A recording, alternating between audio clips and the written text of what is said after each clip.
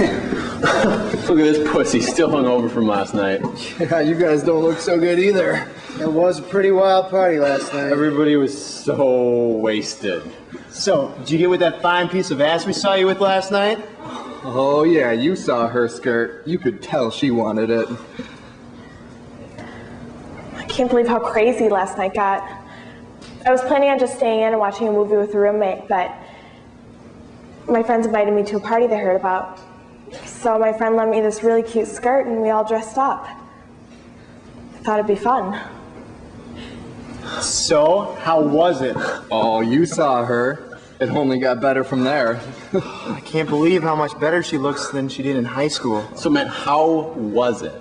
Well, it was all right, but she was pretty drunk, though, so I had to do all the work. We started playing drinking games in the dorms before we went out, and by the time we left, I was feeling pretty buzzed. And when we got to the party, everyone was taking shots and beer bongs, and so I joined in a game of beer pong. And that's when Mike came up to me.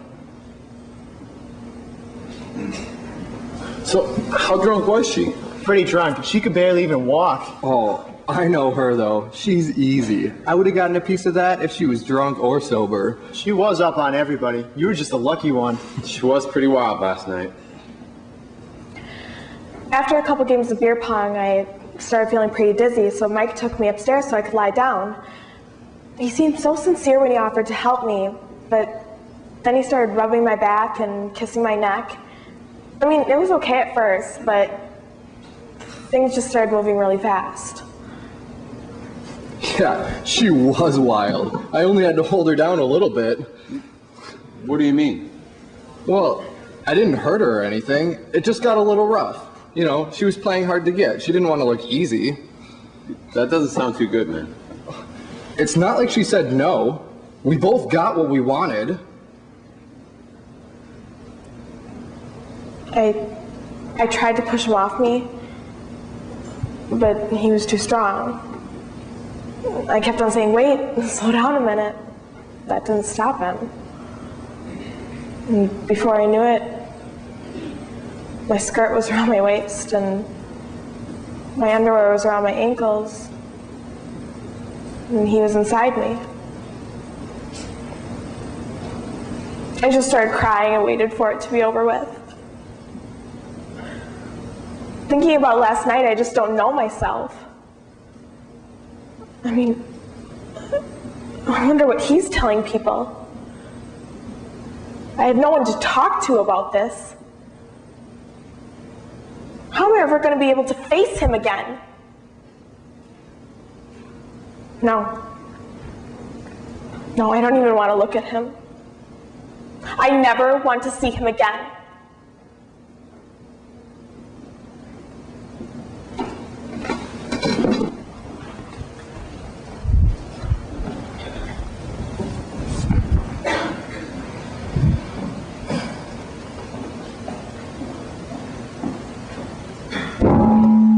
Six months later, they find themselves together in class.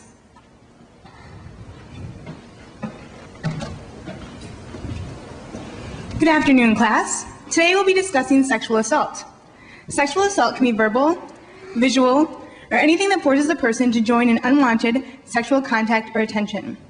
It can happen in different situations: by a stranger in an isolated place, on a date, at a party, or even in your own home by someone you know.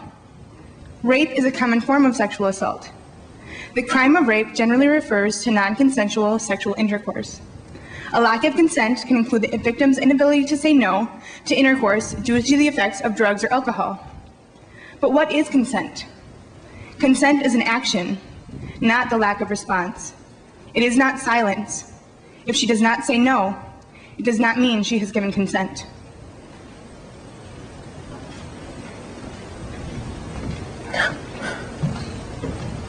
He raped me. I raped her. Still, there are days when there is no way. Not even a chance when I dare for even a second glance at the reflection of my body in the mirror, and she knows why. Like I know why she only cries when she feels like she's about to lose control. She knows how much control is worth, knows what a woman can lose when her power to move has been taken away. By a grip so thick with hate it could clip the wings of God, leave the next 8 generations of your blood shaking, and tonight something inside me is breaking. My heart beating so deep beneath the sheets of her pain, I could give every tear she's cried a year, a name, and a face that I'd forever erase from her mind if I could, just like she would for me or you. But how much closer to free would any of us be if even a few of us forgot what too many women in this world cannot? And tonight I'm thinking, what the hell would you tell your daughter? Your someday daughter, when you'd have to hold her beautiful face up to the beat up face of this place that hasn't learned the meaning of stop. Stop. What would you tell your daughter? The womb raped empty, the eyes swollen shut, the gut too frightened to hold food, the thousands upon thousands of bodies used and abused. It was 7 minutes of the worst kind of hell, 7.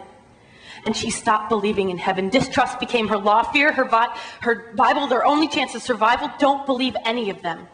Bolt the doors to your home, iron gate your windows, walk into your car alone, put the key in the lock, please, please, please, please open. Like already you can feel that 5-finger noose around your neck, 200 pounds of hatred digging graves into the sacred soil of your flesh. Please, please, please, please open. And already you're choking for your breath, listening to the broken record of the defense. Answer the question, answer the question, answer the question, miss. Why am I on trial for this? Would you talk to your daughters, your sisters, your mothers like this? I am generations of daughters, sisters, mothers, our bodies, battlefields, war grounds beneath the weapons of your brother's hands. Do you know they found landmines in broken women's souls, black holes in the parts of their hearts that once sang symphonies of creation, bright as the light on infinity's halo? She says she remembers the way love used to glow like glitter on her skin before he made his way in. Now every touch feels like a sin that could crucify Medusa, Kali, Oshun, Mary. Bury me in a blue blanket so their God doesn't know I'm a girl. Cut off my curls. I want peace when I'm dead. Her friend knocks at the door. It's been 3 weeks. Don't you think it's time you got out of bed? No. The ceiling fan still feels like his breath. I think I need just a couple more days of rest, please. Bruises on her knees from praying to forget. She's heard stories of Vietnam vets who can still feel the tingling of their amputated limbs. And she's wondering how many women are walking around this world feeling the tingling of their amputated wings, remembering what it was to fly, to sing. And tonight, she's not wondering what she's going to tell her daughter. She knows what she'd tell her daughter. She'd ask her, what gods do you believe in? I'll build you a temple of mirrors so you can see them. Pick the brightest star you've ever wished on, and I'll show you the light in you that made that wish come true.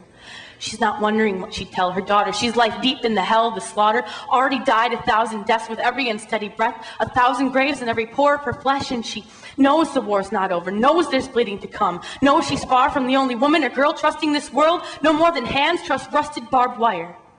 She was whole before that night, believed in heaven before that night, and she knows she's not the only one. She knows she won't be the only one. She's not wondering what she'd tell her daughter. She's wondering what you're going to teach your son.